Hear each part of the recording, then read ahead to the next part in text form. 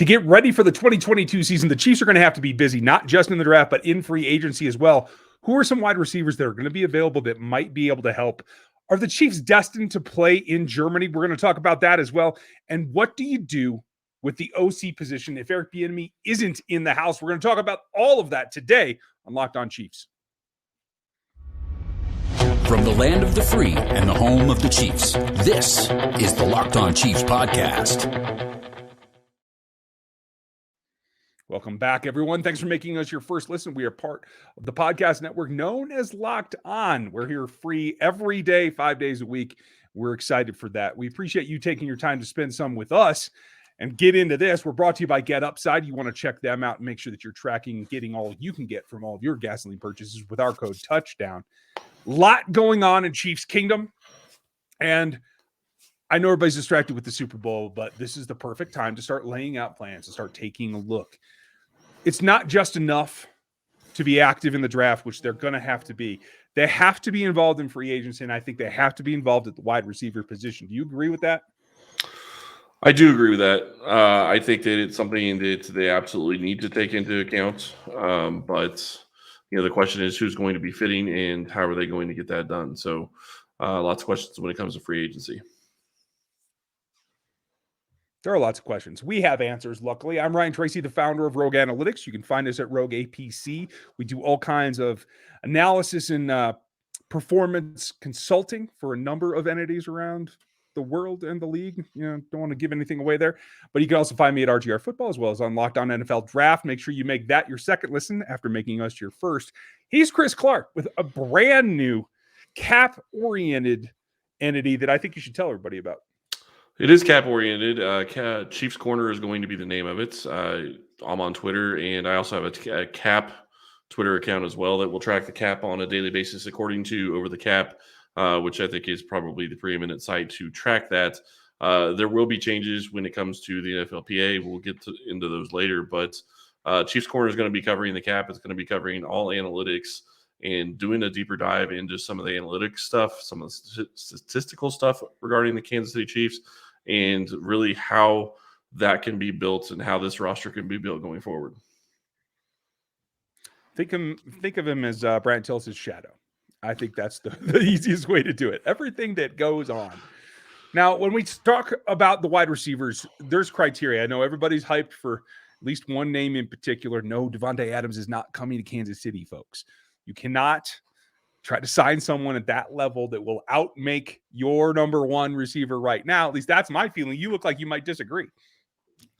I'm not going to say they can't do it. I'm going to say that it's not likely, but they could. Devontae Adams, Chris Godwin, two of the top names on the market right now when you're looking at wide receivers. Mike Williams is one that I think is kind of intriguing, although he had injury history early on in his career, has been relatively healthy lately. A lot of people want to talk about Allen Robinson. I'm just not sure that I would want to go there with the injury history he's had. Odell Beckham Jr., people are talking about trading for Jarvis Landry. It sounds like he could be on the outs in Cleveland. So lots of different players. DJ Chark of Jacksonville. I like lots of ways you can go. Chark is fun. I like Christian Kirk. Let's break this down, though. I don't think Christian Kirk is a number two receiver. I'm just going to tell you that straight out. I need somebody that moves the needle and makes an impact. I need somebody that's on the younger side of 27 at the very oldest. Somebody that's looking at a third contract coming down the pike. I'm not interested. I don't care if it's Devontae. That's not what I'm interested in.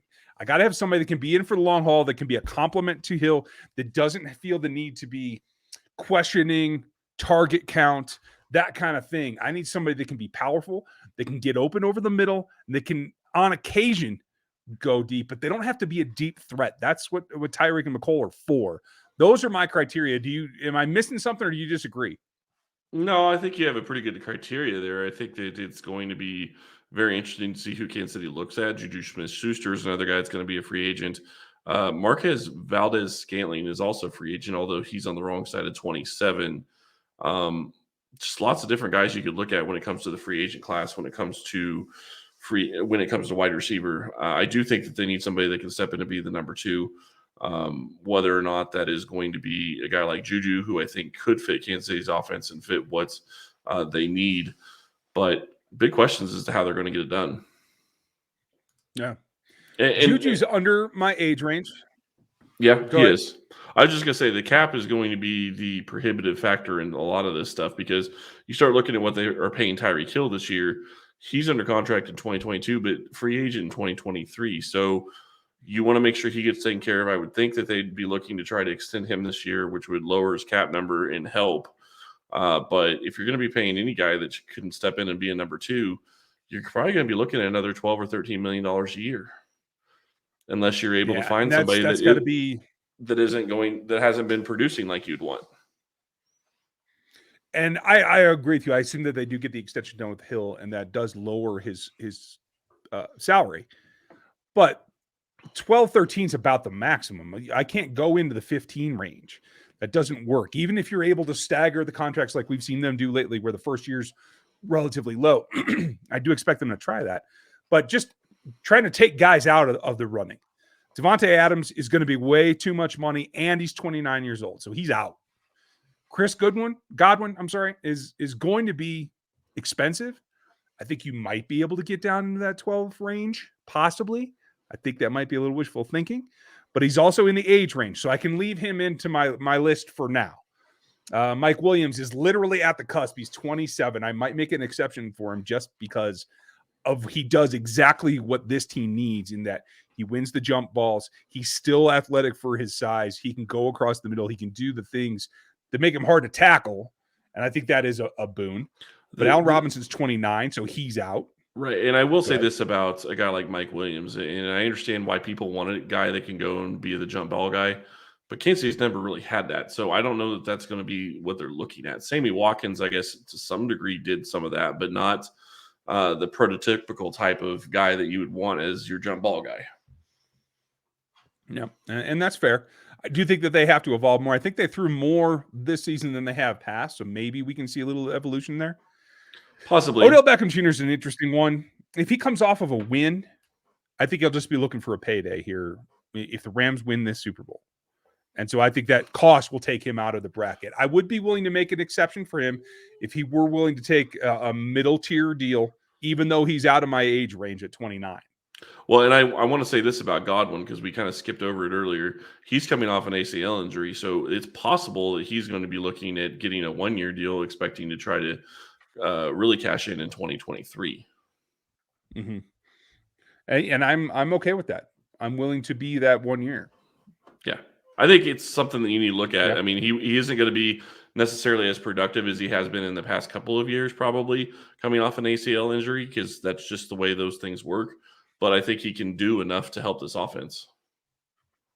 Yeah, I think you're probably right. There's a couple other options. We'll talk about them in a second, but I got to tell you right now, for all you Chiefs fans, you got to check out Get Upside, because it's available everywhere for free on every app store, and it lets you get a little bit of cash back on every single gallon of gas that you purchase. And we all know that we have to do that. So all you got to do is go get the app and let it start making you some money. Download Get Upside from any app store, no matter what platform you're on. Use the code touchdown. Then start tracking your gas purchases.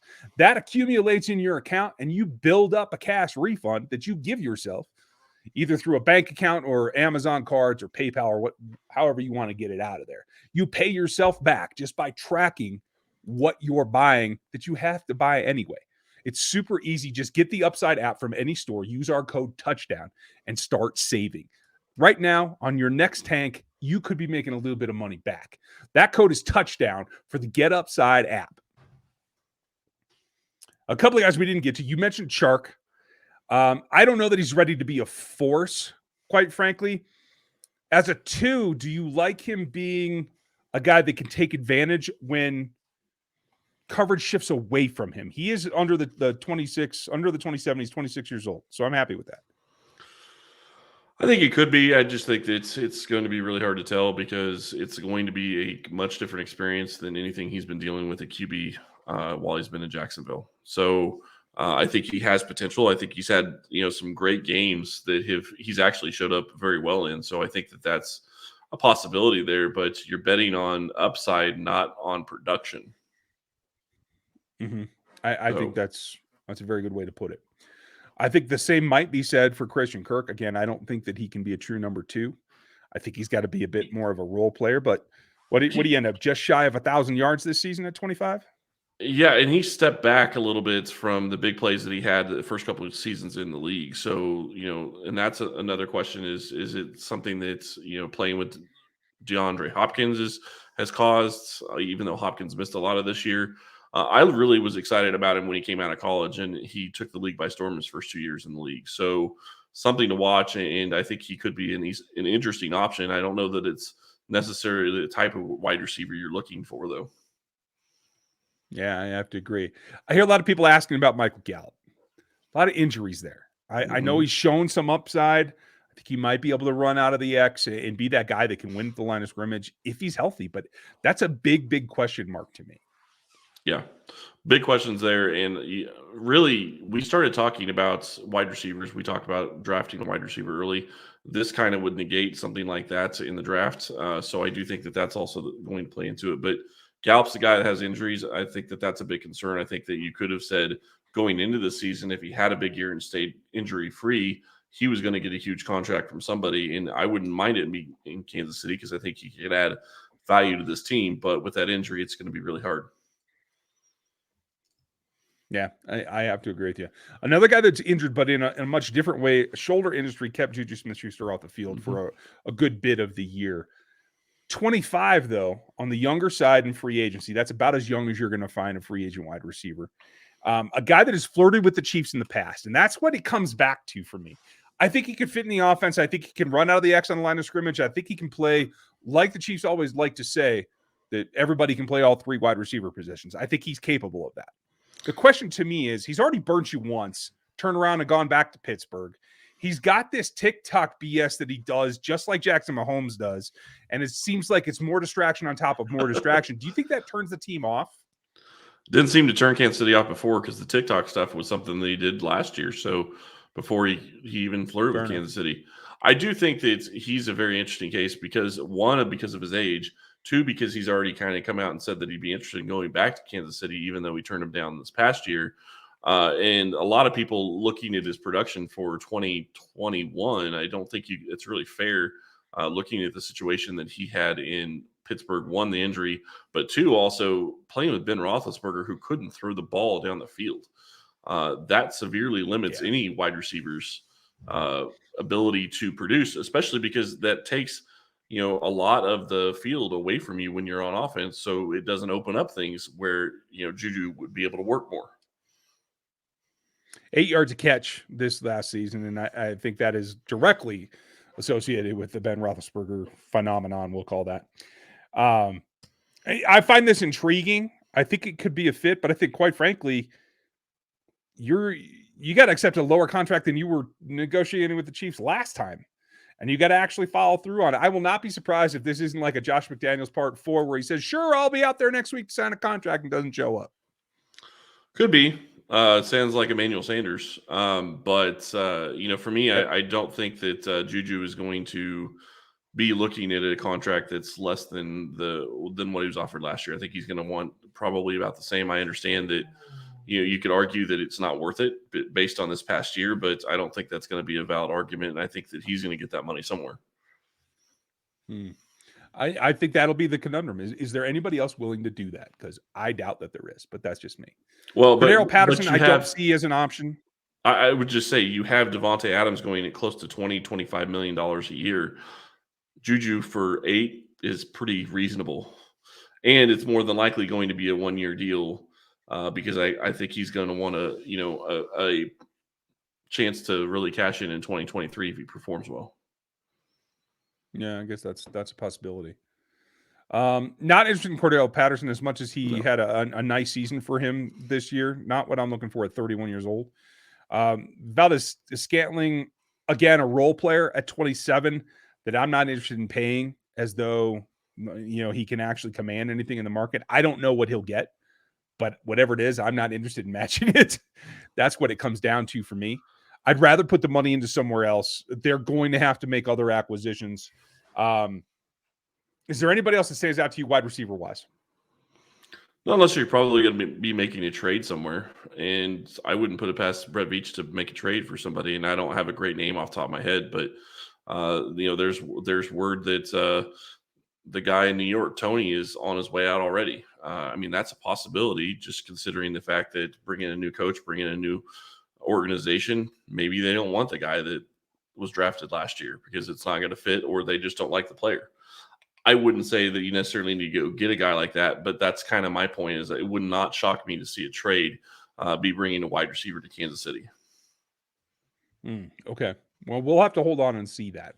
I think there's a couple other interesting things going around Chiefs Kingdom. We'll get into those coming up after this. BetOnline has you covered this season with more props, odds, and lines than ever before as football continues its march through the playoffs, right to the big game in just a few days. BetOnline.net remains the best spot for all your sports, scores, podcasts, and news this season. It's not just football. BetOnline has up-to-the-minute pro, college hoops, NHL, boxing, UFC, along with live real-time updates of current games. Don't wait to take advantage of all the new amazing offers available for the 2022 season. BetOnline, where the game starts. Where will the game start? Man, I'm looking forward to the Super Bowl this weekend, but good question, because a lot going on soon. There's a possibility in the near future that the game could start with not just the American anthem, but a German one as well. Mm-hmm. Yeah, and that's possible, and I think that's a good move for Kansas City. If you look back, and this is something we didn't really cover in the season because there was so much else going on, Kansas City was granted Mexico and Germany as their international markets. This is why Kansas City wants to go play in Germany, and it's a fantastic idea in my opinion. I understand they'd be giving up a home game more than likely just because that's their international market, but you know what? If you're going to build a brand overseas, you got to have teams that go over there, and Europe is a lot different than or Europe is one of those places where they can come from out of country and go to the game. So it could bring a whole bunch of different players or a whole bunch of different fans in from other countries as well. Absolutely. And I know Brad and the UK Chiefs fans are going to be upset that it won't be in Wembley. But yeah, that seems to be the way that it's going with Clark on some of the more powerful committees with the NFL ownership. I do think that this is going to happen sooner rather than later. I think Matt Derrick actually put out the stadium that they prefer to be in because of the draw and what it's had there. And this is all building on, what was it, 12 years ago they closed down? Maybe even before that, longer than that, NFL Europe, where they had a team in Munich. I think they had one in Dusseldorf as well. So like there was a solid interest of Germans interested in American football at the time. So I think it's there to be grown. Yeah, and I think it's just a huge opportunity for the Chiefs and for the NFL in general. I mean, the whole plan is, how are you going to build this into a bigger and better thing? You're already drawing the hugest crowds in the United States. The only thing you can possibly do to expand even further is get the crowds from international. And I think that this is the way that they do that. Yeah, I completely agree. Whether they'll have an offensive coordinator that we know and recognize when that happens in 2022, we don't know. Maybe it'll be 2023, and we will have a better familiarity. A lot of questions. As it was reported, and Matt and I talked about it briefly, I want to get your take as well. With Bieniemy's contract running out, it was reported at one point, and then not like 15 minutes later, it was like, hey, he might actually hit the free agent market because he might have quite a lot of interest. And for him, getting out of the shadow of Andy Reid, is that the best way forward for Eric Bieniemy to eventually become a head coach? What do you think that they do with him? I think Kansas City wants him back, and if I'm Kansas City, I do whatever it takes, and I pay him whatever he's being offered elsewhere. So you make the decision about, does he want to be in Kansas City or does he want to be elsewhere? And there's no hard feelings if he wants to go elsewhere because he thinks that Reid is holding him back, or the situation in Kansas City could be holding him back from getting an opportunity. But you look at situations like his interview in New Orleans, where I saw somebody report that it was a 6-hour interview in New Orleans, it was an 8-hour interview in New Orleans, and their average interviews were 6. So they spent 2 more hours with the guy and still ended up going with Dennis Allen. Now, say what you want about Dennis Allen. I think he can be a good coach. I mean, there's a lot of history there, but Eric Bieniemy deserves to be head coach in this league, and I'm not exactly sure what is keeping him from getting there. Maybe it's the fact that he doesn't call plays, but if Andy wants him here, Andy can have him. I think Clark Hunt is probably going to open the playbook. There is no salary cap on coaches, so I'm sure he would open the checkbook and write whatever check needs to be done if that's who Andy wants as his coordinator. So, but I would expect it's another 1 year deal. Feels it's better for him to go elsewhere, right? But if Eric feels that he needs to get out of the shadow of Andy Reid and he needs to call his own offense and go do that, what do the Chiefs do? Do you have options in mind? Do you have anybody that tickles your fancy as a replacement? Because without Kafka here, the natural successor, it really is going a little bit more out on a branch. Oh, it definitely is. And I think, you have to look at a guy like Matt Nagy. I know that, there's been talk about him being a possibility, and that would make sense to me. I think that would actually work out pretty well, considering they're going to have to be replacing their quarterback coach as well. So I think that could give some stability there. Another name that I saw thrown around by Aaron Wilson from Houston, and he covers the Houston Texans, is Liam Cohen from the University of Kentucky. So that's going to be something that's, maybe you watch for, is how is that going to, is that something that they're really interested in? Just somebody that was thrown out. I'm not sure what they're going to do at offensive coordinator. They got to figure that out. And that's more important than figuring out the QB position, even though that's going to have to be figured out as well. So I honestly hope that Bieniemy is back, because I think continuity is going to help the most. And if you can bring him back, great. If you can't, then I think the second best option is probably Matt Nagy, because he's already been here. The continuity is going to be as close as you can get to what it already has been, and I think that is going to help. But the bigger question, then, we just don't know. What's Eric want? Does he want to be here? Yeah. Does he want to be? And the other issue that he could be running into is the question of how much is you versus Reed, but how much is also you versus what Patrick Mahomes is able to do? Because how much does Patrick, not look at the plays? He's trying to play in the system and do the plays that they're calling, but he ad-libs so much. How much is that getting taken into account in Eric's success? It makes a good amount of question, because I think around the league there could be a lot of questions about that. Is how much of this is just Patrick's natural ability? How much is this your influence on him? So we'll have to see how that comes out. There could be a number of wrinkles that come. When we know, we'll let you know. I know there's a lot of rumor. I don't think Alex Smith wants to be a coach right now, folks. I do think he wants to be a television analyst, broadcast. I think he can do a relatively good job with that. So that's kind of my expectation there. But if we get any wind, we'll let you know as soon as we can. We're going to be back with you tomorrow. We'll look at what the Chiefs could be doing this Sunday that they're not. Take a look at this Super Bowl and where they should have been.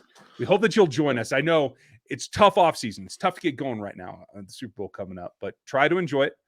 And remember, every flaw that you see on that field is something the Chiefs could have exploited. So feel good about that. We'll go through all the nuts and bolts, and we are here 5 days a week all off season. Don't forget that. I've already started the draft work. You can check out rogueapc.com and find out some of the work there. I've already started the breakdowns in RGR football. You can see the film. We're going to go through all the prospects that can help this team here on this show all draft season. Be prepared for it. Chris is going to get kind of tired of it, I'm pretty sure. No, I love draft season, and this is a fun part of the season for me. Playing Madden back in the day, this is one of the parts of the season I actually like, because you're building your team and trying to get compete for championships. I know it's not anything like the regular game of football or real football, but still, it's always one of the fun times for me. That's how you get there. That's the foundation. We like that you guys are here. I hope that you are ready for this next week. Make sure you like, sub, and hit the bell on YouTube, and find us on any audio platform. If we're embedded in a web page that you're listening to right now, go subscribe on iTunes or Apple or Streaker or whatever you call that. Every free platform has us, because we're free everywhere. So I hope that you enjoy your weekend. Get ready for that Super Bowl. We'll talk to you tomorrow to preview it. And, you might just have to have a six-pack of something to get you through your day. Thank you for listening to us today. We'll talk to you tomorrow.